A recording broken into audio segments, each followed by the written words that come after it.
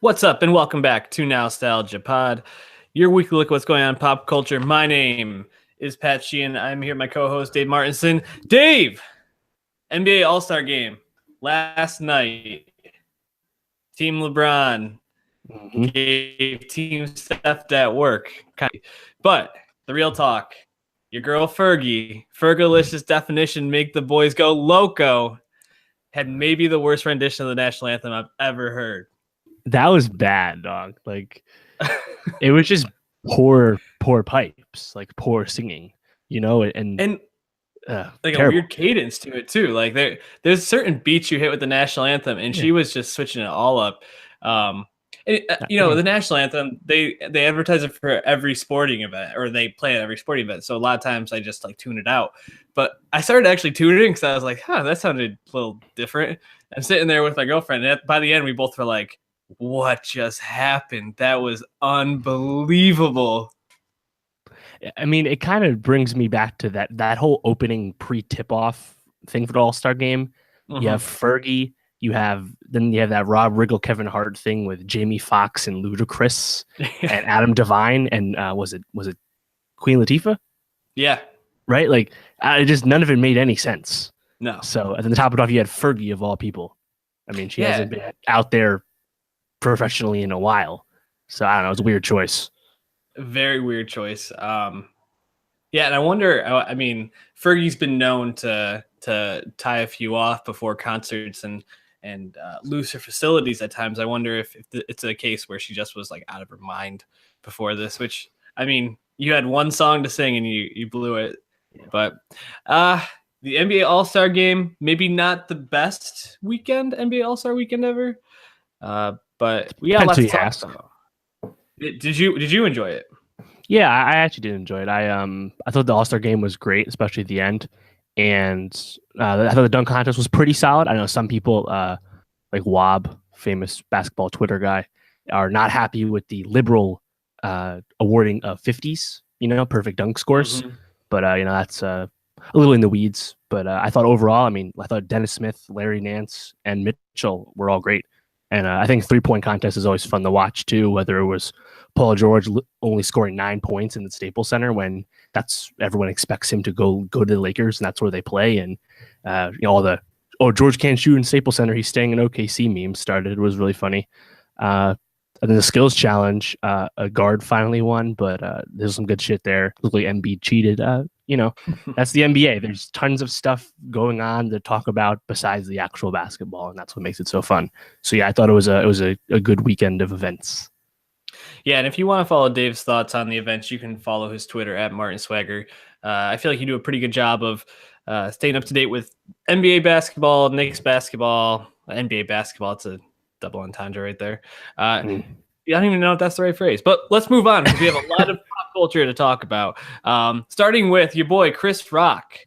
So he dropped his first Netflix special, Tambourine, which he signed a deal back in October of 2016, a $40 million 2-special deal to drop on Netflix.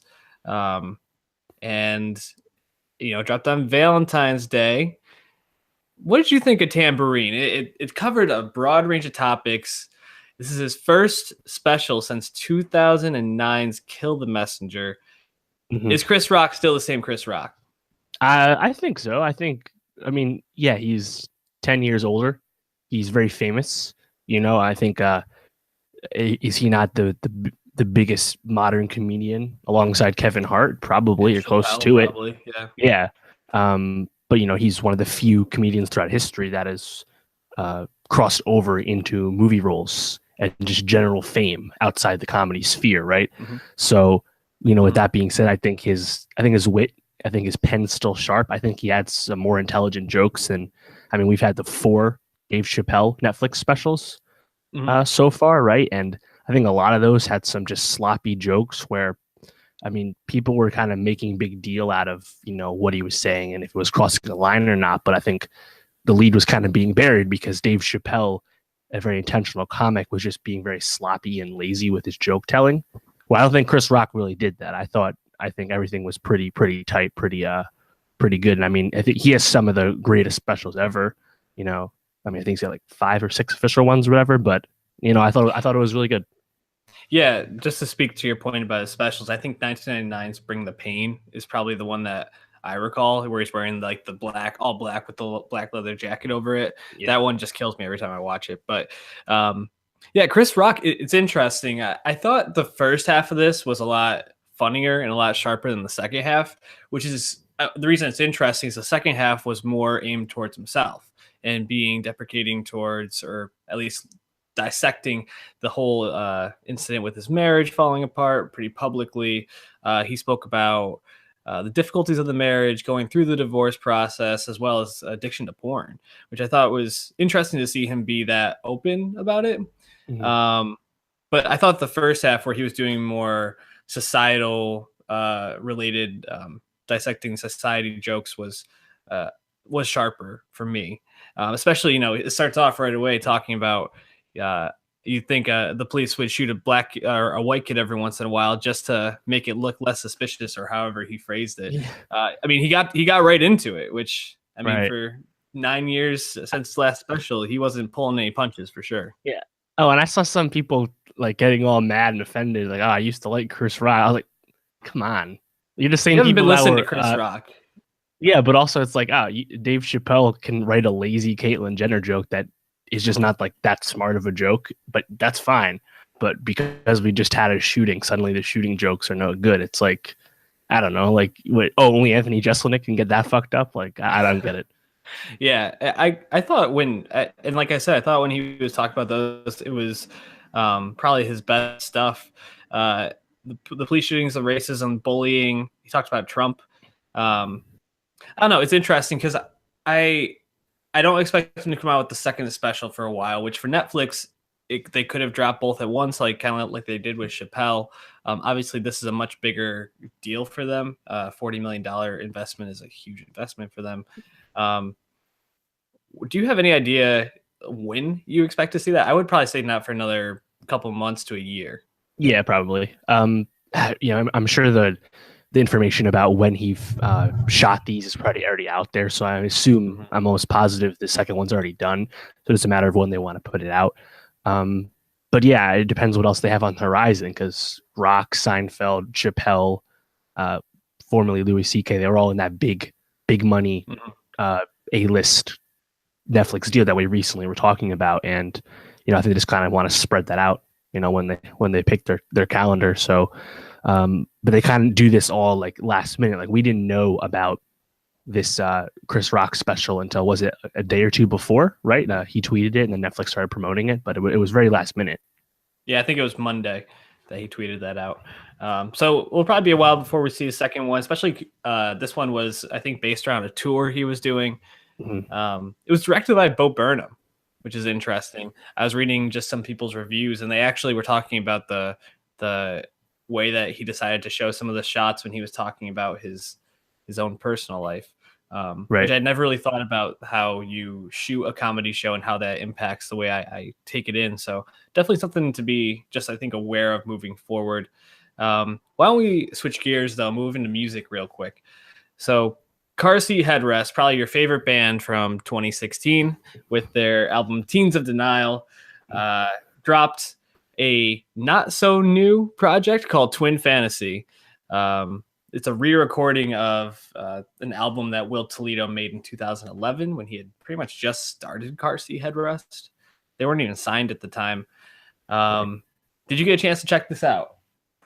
No, I'm not a Car Seat Headrest fan. I've listened. Come on. You're a stan. I listened to the 2016 record. I listened to the Something Wales song that everybody loved. Yeah. I even saw them live at a Governor's Ball for like 20 minutes, and I was like, yeah, it's not my style, no doubt. Well, I got a chance to check this out over the weekend, and I have to say, I was not super optimistic for this. The first single that they dropped off it, I think I mentioned, was 13 minutes long on the pod, and I couldn't really bring myself to listen to a 13-minute long song. However, just putting this on in the background at work, I started tuning in a lot, which I know when I'm enjoying something, I tend to tune into the things that are in the background a lot more. And this album is very car seat headrest. It has some sharp writing mixed in with some humor, especially some self-deprecating humor, some self-aware humor. But for the most part, this album is pretty great. And it's interesting because the reason he goes back to this album or re-recorded it was because his fans really stand for this. The OG car seat headrest fans from 2011 say that this is his masterpiece. And he went back to it because he said, I want to give this the proper work, because obviously it was very low production quality. And he doesn't really have super high production quality other than, he has better instruments, he has better recording. Remixing and remastering it with all the resources he has now is obviously a big deal. Exactly. And I mean, it's a very introspective album that's written about a very small experience that's partially based on Will Toledo's life of having attraction or falling into infatuation with another man. So the whole album is kind of based around that topic, and like wanting to come out to friends, wanting to talk about people, feeling shame, feeling doubt, wanting to be near this person, and all those feelings around it. So it's really it's very intriguing to listen to it straight through and see like the wave of emotions that goes throughout the album. And it's very cohesive, which is great. It gets a little slow in the back end and a little bit like just into like very like trancey music at times near the back end, which kind of slows it down. But overall, I think that this is probably the best that you could have expected for Car Seat Headrest as a follow-up project to their breakout album. Right. If you go go ahead. I say, have you like delved into the Car Seat Headrest backlog, if you will? Because I mean, they have 6 albums out from 2010 and 2011, which is of this, Twin Fantasy, ilk, before they were signed, before they had a, major production quality. Have you got into any of that? Because they technically have like 11 albums to their name if you count the old ones, which I mean, they should count. I think back when Teens of Denial came out, I was picking through a couple of the more well-known or more played songs, especially off Teens of Style, which came right before Teens of Denial. But to be honest, Car Seat Headrest is the type of listen that I don't know if I go to them for enjoyment, but I go to them to appreciate the fact that they're an up-and-coming indie band that is doing really good work. And the thing that makes this album so intriguing is you hear parts of like the Strokes at times, or like the Postal Service, like the influence that they've had on him, especially in the song called Cute Thing, which I added to our Spotify playlist, Nowstalgia Best of 2018. Check it out. It's on our YouTube page. Also, while you're there, subscribe, share with friends, give us a rating review on iTunes, and go to our SoundCloud. But yeah, I would say Cute Thing and Bodies are the 2 songs that if you want to just check out, they're only 6.5 minutes, so they're a pretty short listen for Car Seat Headrest, and they're both very inventive. They have great guitar solos, so check it out. I think you should give Cute Thing a listen. I think you would actually enjoy that song. I'll listen. I assume this is probably the last re-recording they'll do for a while. They'll probably pick this because everyone said it was their opus, so now they'll, I assume, get back in the lab for something new. If it was up to my guess. Yeah, if I had to guess with how prolific Will Toledo's been with making albums, I would say maybe even by the end of the year we might see like a new project. It would be 2 years at that point. Right. So yeah, he's even though I'm not like a fan of the group really, well, he is an interesting guy because he's only 25, same age as me. Yeah, and he's a very prolific guy in rock. And as we say when we talk about festivals, which check that YouTube breakout out. There's no rock bands from the 2010s that can headline a festival. But, maybe I don't think Will Toledo has the mainstream sound, but it's nice to see somebody young catching on early, I mean, all the rappers that are big and hot, all the new ones, they're all really young. So we need that in the rock scene as well. Yeah, I'm trying to think who you could even like compare him to. I'm not really sure because I don't think he'll ever have the mainstream appeal to headline or even be like a top tier festival person. Maybe for like rock specific festivals, but I think he'll end up being like top 5 or 6 liner probably for his career, which honestly I don't think he really is thinking too much about that in terms of what that means to him. Something that meant a lot to me, and you caught up, so that means a lot to me too, Dave. Amy Sherman Palladino's Marvelous Mrs. Maisel dropped end of November 2017. Made a lot of people's end of year lists, but not ours because we hadn't had a chance to really get through it yet. And I think I wrapped up back in either late December or early January. Yeah, I think it was January sometime. Yeah, and then I think you started watching shortly after. You finished very recently. What do you think? Yeah, I think the show is very great, very fun, quite enjoyable. As you said, Amy Sherman Palladino, pretty prolific TV creator. Obviously, she cut her chops work writing for Roseanne, but got really big with Gilmore Girls, which she created, as well as the short-lived Bunheads. But I'm not going to pretend I'm a Gilmore Girls head or anything, but she did become well known for like a trademark, like a pitter patter, like a ping pong style, quick dialogue pace, almost like Aaron Sorkin, I guess you could say, for TV. And that immediately grabbed me with Marvelous Mrs. Maisel because the show, I mean, the conversations, I think the ping pong description is the best way to put it because it's just so fast and it makes the conversation so fun. Exactly. Yep. Yeah, and I mean, we should probably mention this stars Rachel Brosnahan, who you would probably recognize most from her short turn, 2-season turn on Game of Thrones. Jesus, Game of Cards. House of Cards on Netflix as Doug Stamper's prostitute infatuation. Also named Rachel. Might be the best way. Yeah. So she plays Midge. Also, Michael Zegan plays her husband Joel.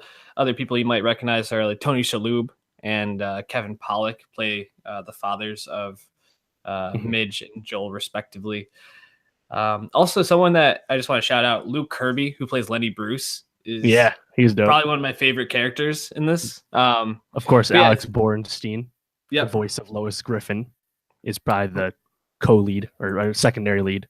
Yeah, she plays Susie Meyerson. So just to get, from here on out, full spoiler. So check down below in the description, go to the timestamp and click forward to Black Panther if you don't want this to be spoiled for you. All right. So we're big fans. So come back when you watch. Yeah, especially if you come to our YouTube page, you can check out the breakout anytime you want to. Midge is this housewife in 1950s New York. Yeah, late 50s, I think, is where the majority of it takes place in New York City. And she's married to Joel. They meet in college, fall in love. She becomes basically like the perfect housewife, even to the point where when she goes to sleep at night, she waits till he falls asleep, gets up, takes her makeup off, and then goes to bed and wakes up before he wakes up and puts her makeup back on. So absurd. Man. Dude. But her mom is the same exact way. I know. Insane. So basically, Joel is into comedy. It's his, I don't know, passion on the side of his whatever job as a VP for some company. He bombs at a comedy club one night and comes home and tells Midge, I can't do this anymore. And basically sends her life into a complete another spiral that ends up with her on stage basically mocking Joel, but finding out that she actually has a knack for comedy, which is brought to her attention by Alex Borstein's Susie Meyerson at the club. And from there, basically the season touches on a lot of different topics, but it's just about her journey getting into the stand-up game.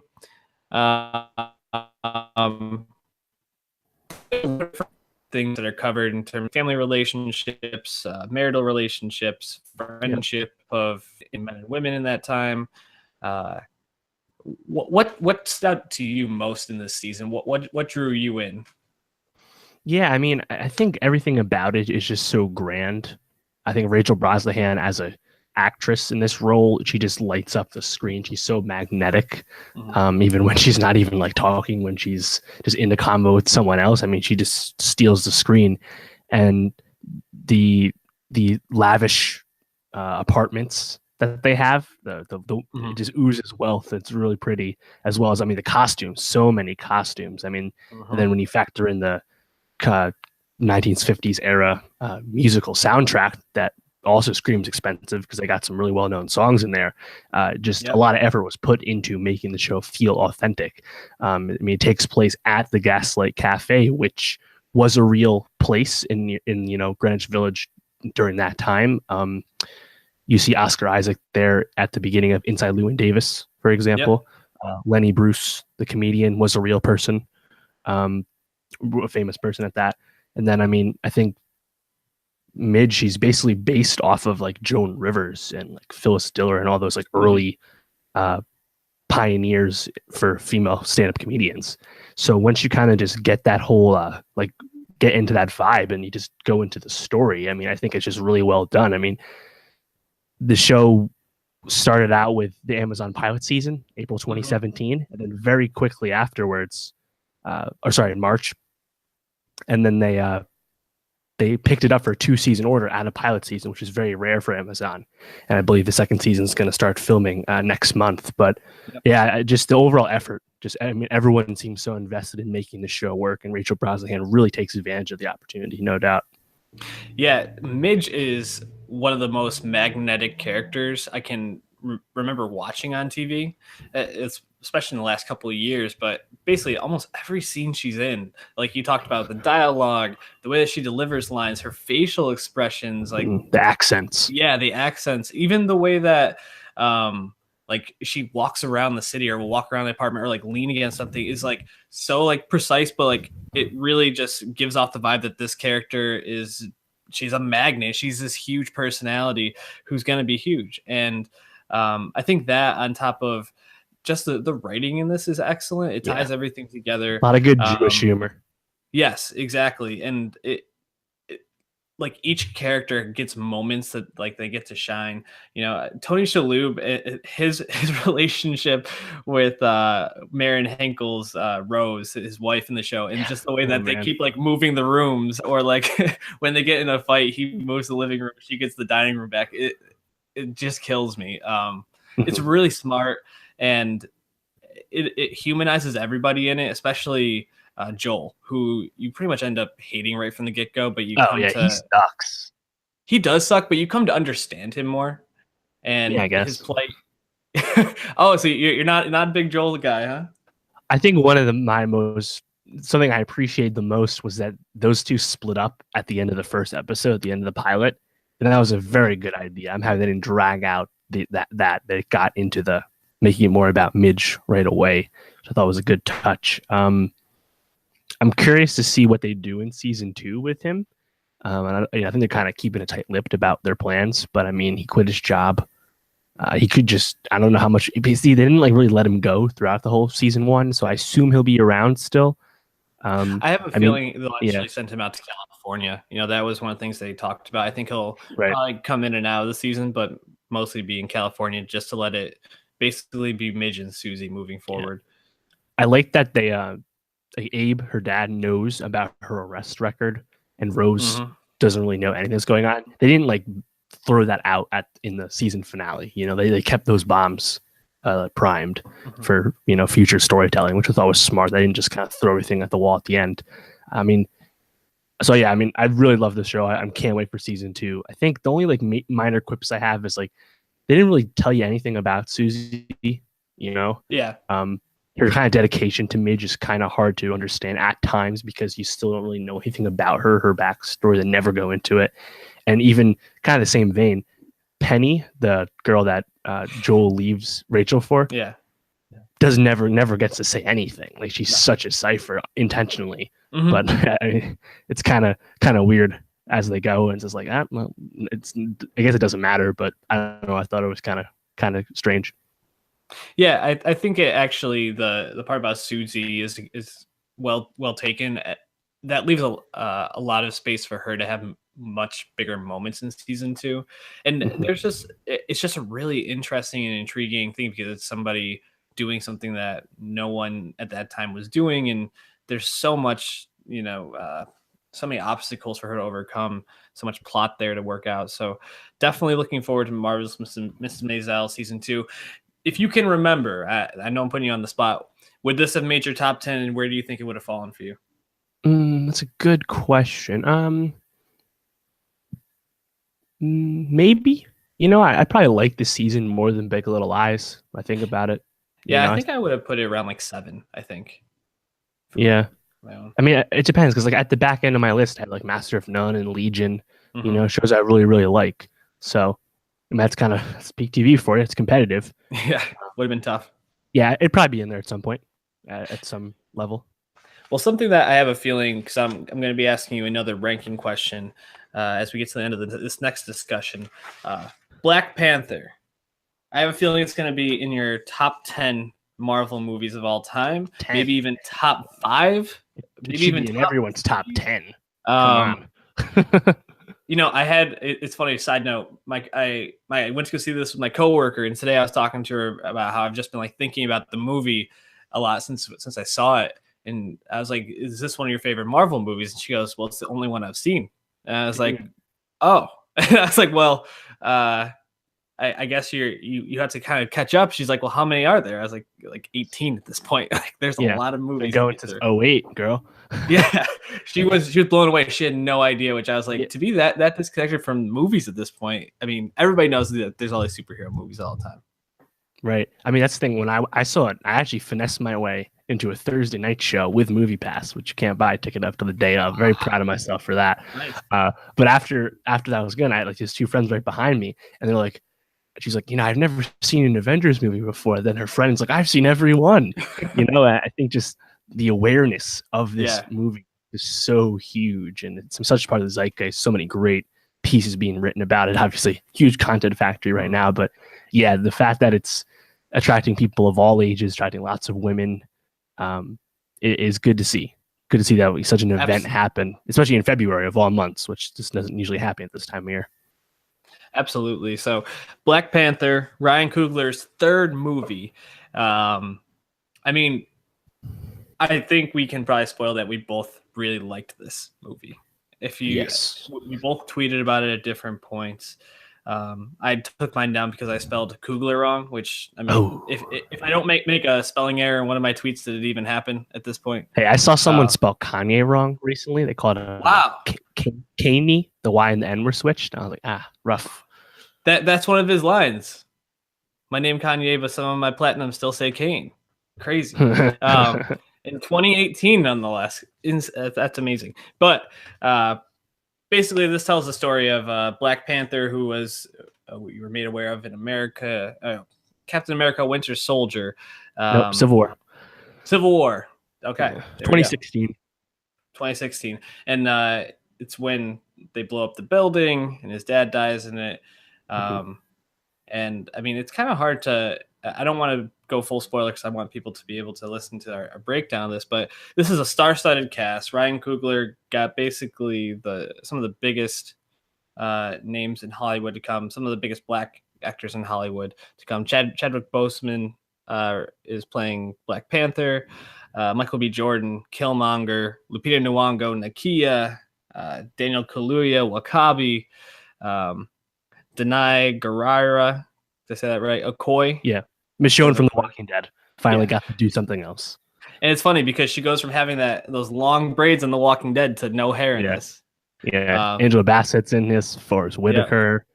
Then the overdone joke, the only white guys in it are Andy Serkis and Martin Freeman, the Tolkien white guys. Ha ha ha. And you didn't even mention Sterling K. Brown.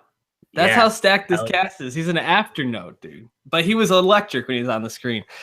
Dave, hit me with some stats about this box office opening.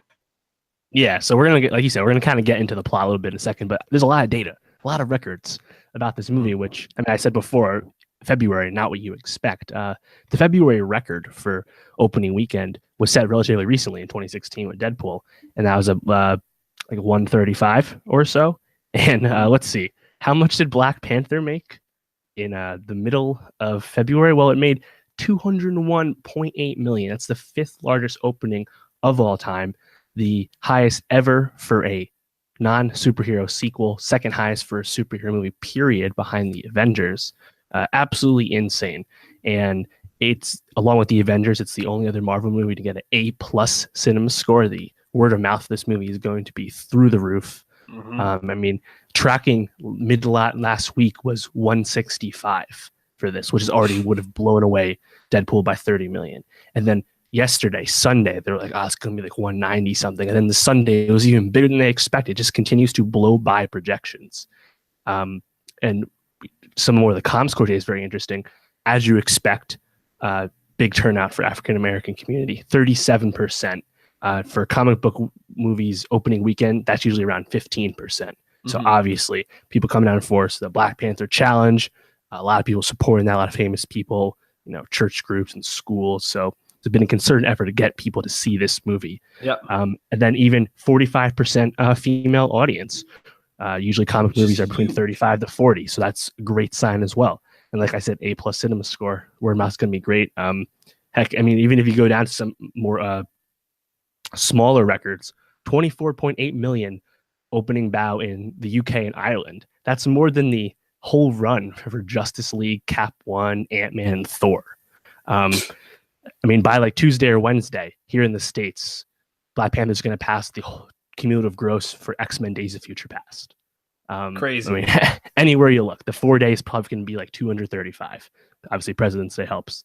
So, I mean, there's so much to buy into that. But I mean, the myth, and this did very well overseas. So the myth that minority-led films are not attractive overseas, I think that's over. That has to be over. Straight Outta Compton, Get Out, Girls Trip.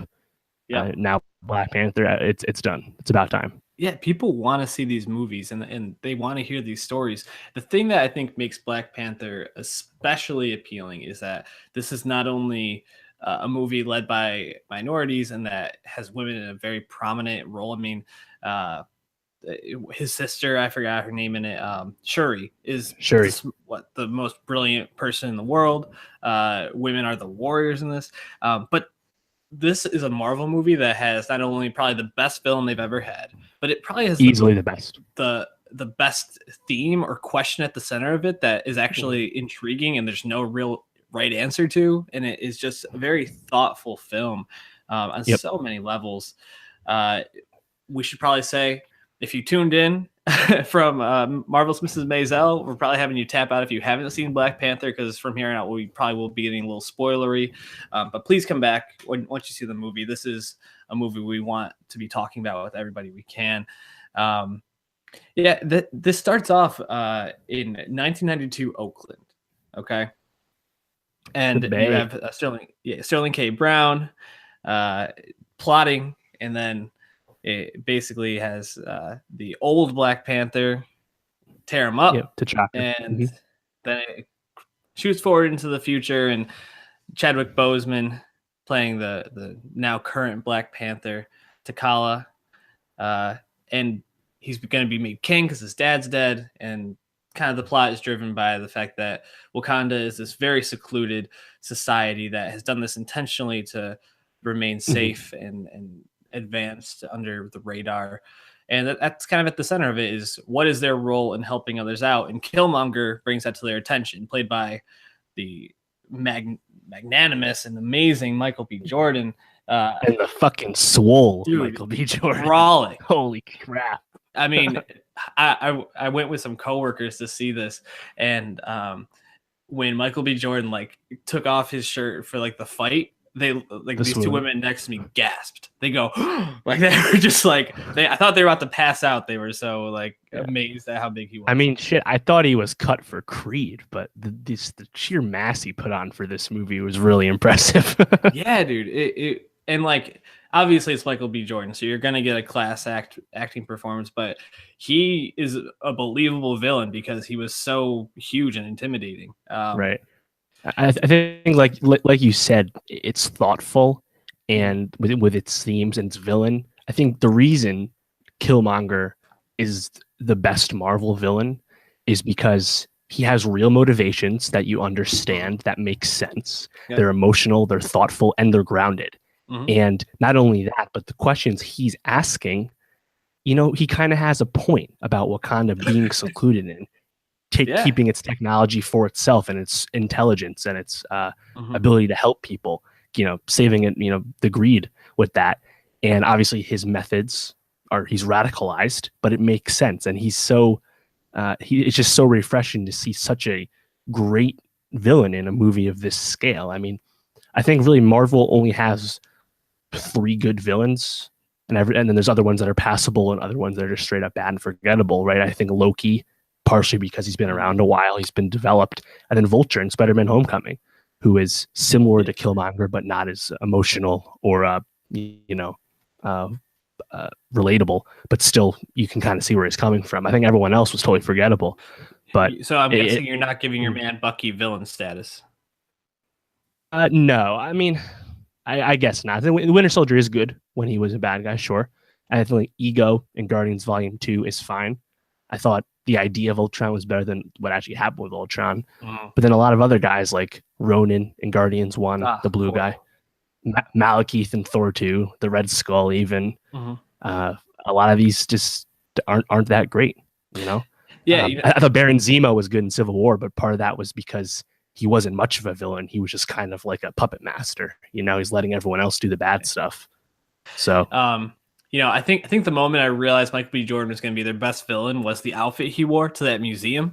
Hell yeah. Just fucking absurd and outrageous. But actually, to be more serious, when he won the challenge against T'Challa, I actually was kind of like, Michael B. Jordan as Black Panther, I'm kind of here for it. Like, if they want to just like kill off Chadwick Boseman and go in that direction, I'm here for it. I have time for this. Yeah, exactly. But yeah, I agree with you. I think like the fact that Wakanda and Black Panther and their thinking in this, I actually disagree with, and they made them fallible instead of being like a perfect superhero like Captain America or something like that. Is what makes this movie so good, is because there's no right side in a way. It's just kind of like, how do you move forward from it and deal with it in the best way? Right. And it brings in history in a way that's really thoughtful too. Like even when Killmonger dies, he says, "I would rather do this than be like my ancestors on the ships." Just it's really thought provoking on a societal level as well, which is just makes this movie class act. Yeah, they give Killmonger great agency in his death, which is not something that most villains have a chance of even doing because they're not developed or they don't matter enough, right? But credit to Coogler for the vision of this whole movie, just because as soon as you introduce this Afrofuturist African excellence paradise, the first thing you do is question if it was even doing everything the right way. It's just such a ballsy way to go about it. And I think just the themes, like we keep saying thoughtful because that's what it is. And the fact that there's such a gray area in this kind of, in a comic book movie like this is so important. But I think this movie actually kind of stands above comic book status because of the questions it's asking. And, we always said Wonder Woman is very much better than the sum of its parts because of the meaning behind it. And I think Black Panther is just a kind of a better version of that. I think Black Panther is a better movie than Wonder Woman. No shots at Wonder Woman at all. But I think Black Panther's kind of gets deeper into it because it's actually asking the questions in the film, right? Yeah. Wonder Woman, more or less, it was the take yourself out of the movie in real world and how does it make you feel? But the core plot of Black Panther is asking these important and hard to answer questions. Yeah, difficult questions. It's hard to find anything in this movie that I really don't like. I'm thinking there were moments when I thought this could be the best James Bond movie of the year. Like when they're in that little casino, I thought that was a very James Bond type vibe. I mean, Shuri is very obvious analog to Q from 007, the person giving the gadgets to the agent, Black Panther in this case. But I think what was great about her character is that she actually gets to go out and leave the chair, which Q never gets to do. And, Spider-Man's homie in Homecoming doesn't get to do. So I think that was really great to see. And Letitia Wright, I think this is clearly she's the breakout of the film. I mean, we saw she her was amazing. The Black Museum episode of Black Mirror. She's kind of been on some British shows, but this is definitely her coming out party. And she actually also had some of the funniest lines, but it was the "Don't scare me like that, colonizer," and then the "What are those?" The fact that you pulled off an internet meme in this, very commendable. That actually would be the only thing I think is I don't know if they landed all the jokes that they wanted to, but for a movie that wasn't really the point of it. That's a very like small knit to pick. The costumes in this movie, kind of going back, so I'm thinking about like the challenge scenes, like when they crowned Black Panther. Like the costumes are just phenomenal. You think about the mask that the gorilla mask that the guy wore versus the Black Panther mask in the challenge, and just even like the costumes for Killmonger and Black Panther in general were amazing. I thought Kendrick's music could have been actually utilized more, but I think whenever they did, it really created a good vibe to the scene. What did you think of the way that the soundtrack was used? Yeah, I think that's a great point. I mean, the majority of the times the songs they used were in that Korea scene, right? Mm-hmm. I mean, it's like when Claw pulls up out of his car, then the other people's car, then the car chase scene, which was a great scene. Mm-hmm. Casino scene was great too. But I mean, that's when we heard the music. There wasn't that. I feel like, did we get any of the songs in the third act? I don't remember. I think only All the Stars was played at the very end for like the credit scene. Right. Yeah, so but I thought when they were used well, it worked well. I mean, was it Ludwig Göransson did the score, which was separate from the soundtrack? We know him because he's worked with John Gambino for multiple projects. But I thought the score kind of fit the vibe of the movie well, and the whole vibe is quite impressive to Coogler's credit. I think they make Wakanda feel like a real place, both visually with some immaculate CGI, just cool futuristic stuff, but also the village scenes look really good too. I think if I had a quip, I kind of wish we could have seen more of Wakanda that in scenes that weren't immediately servicing advancing the plot, right? Like some normal people, some input would have been nice.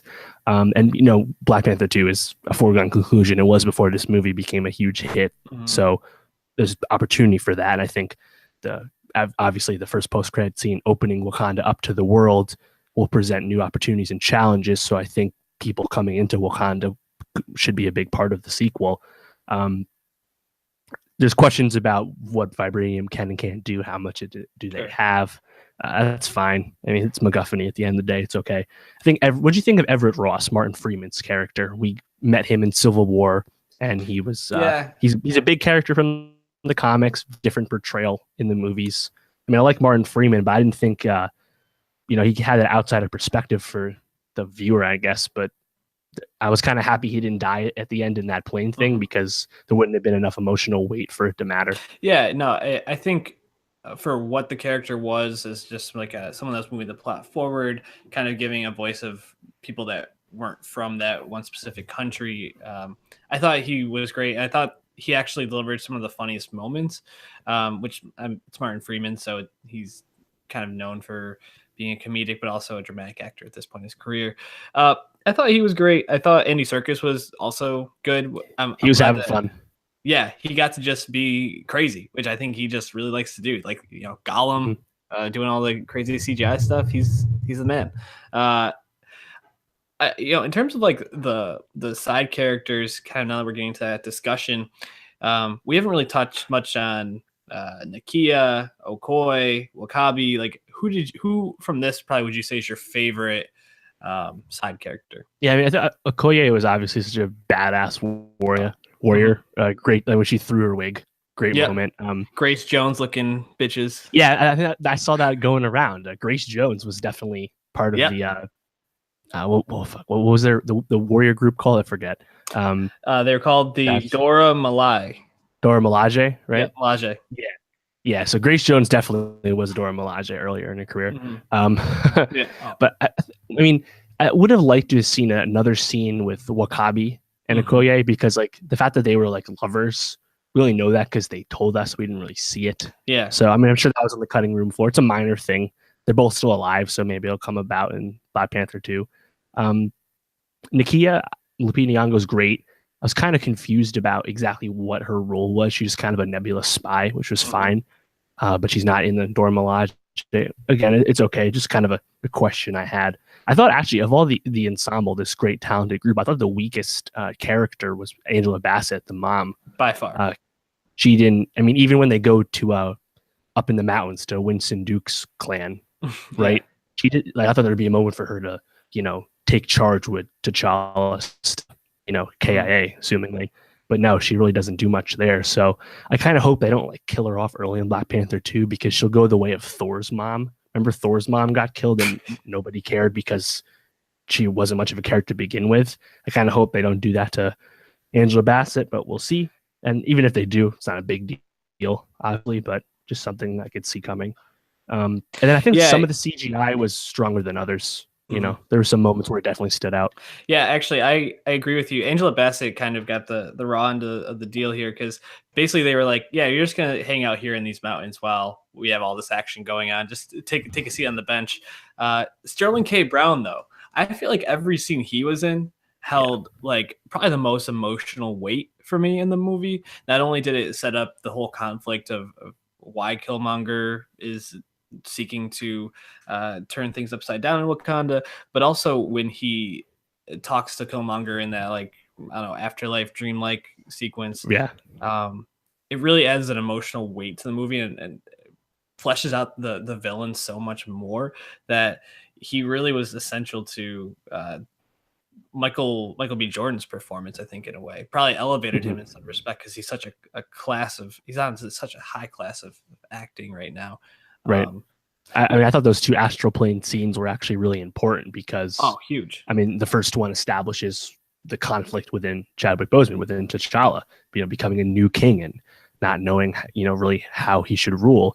And then you get a totally different version of that scene with Killmonger later on. Hmm. And I mean, you humanize both characters. I mean, it's just so expertly well done. And that's why, while I have minor quibbles with decisions in the movie, I think any movie that's 2 hours long, you're going to have those questions. The Absolutely. script, the Um, themes, the, the maturity, everything about it. I lost you a little bit there. I'm not sure what your final point was, but I wanted to bring it around to kind of start wrapping up this conversation. Uh, Coogler's had 3 movies now. Where would this rank in Coogler's films for you?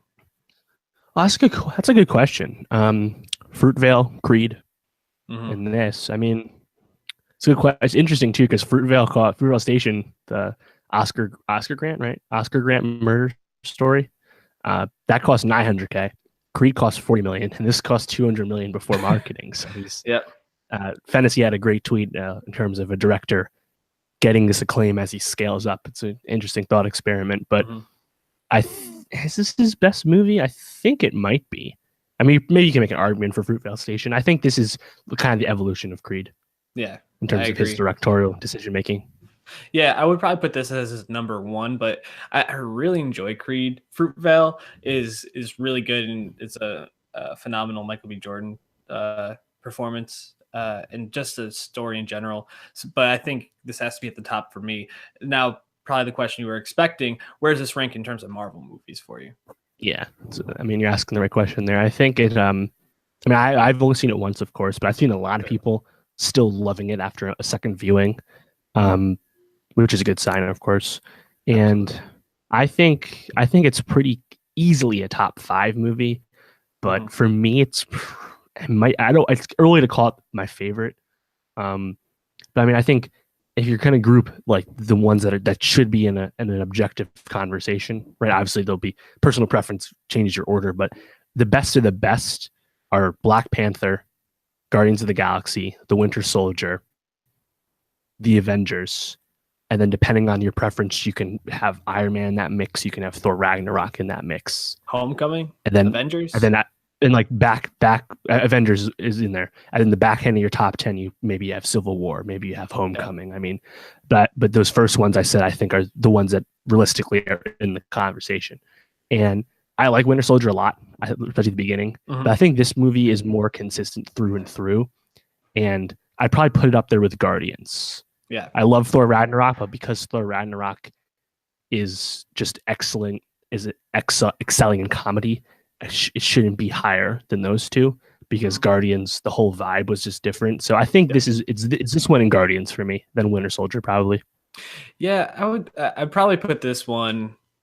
I mean, in terms of ones a Marvel movie I've thought about the most, it's got to be number one because it's like the most like thought provoking and just in smart movie that they've probably made. Yeah, But yeah, Guardians is probably the most fun, and Winter Soldier for what it was and just kind of like setting up.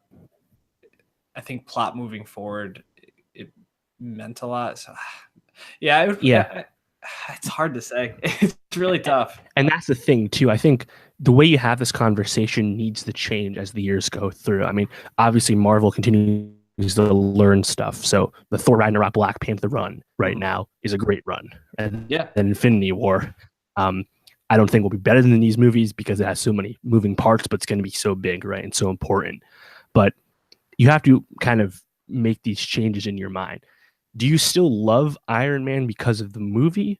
Or are you just giving it points because of what it means and how important the movie is in history, right? Yeah. And that also kind of extends to Avengers, but I think Avengers still really holds up. Iron Man still holds up well too, but I think the things Iron Man does well have been built up upon future films. Not Iron Man's fault, but you have to kind of acknowledge the way it goes. So Winter Soldier, I really want to watch again. I haven't seen it in a minute just because knowing the shield thing happens in that movie. Do I still love the Thor aspect of it? Because the third act of it was very Marvel-y at the time, the CGI heavy. And while Black Panther still has a CGI third act with their fight on that train, reminded me of Qui-Gon Jinn and Darth Maul in the Phantom Menace. It also reminded me of? What?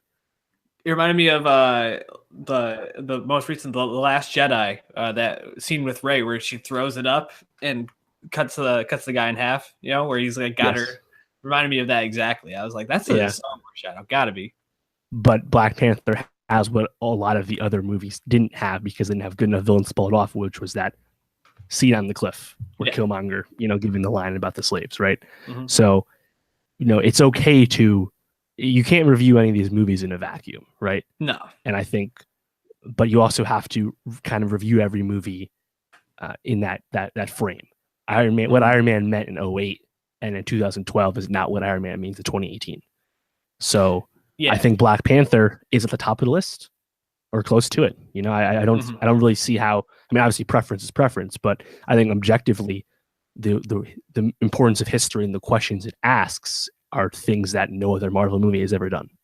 Yeah, and I think the timing and just what it means to minorities and to women as well, having being put in such positions of power and having it be just about these stories is so important. I think your point is right on. Any last thoughts on Black Panther? Anything we didn't touch on? No, I mean, I think we know most about. Funny thing I saw going around.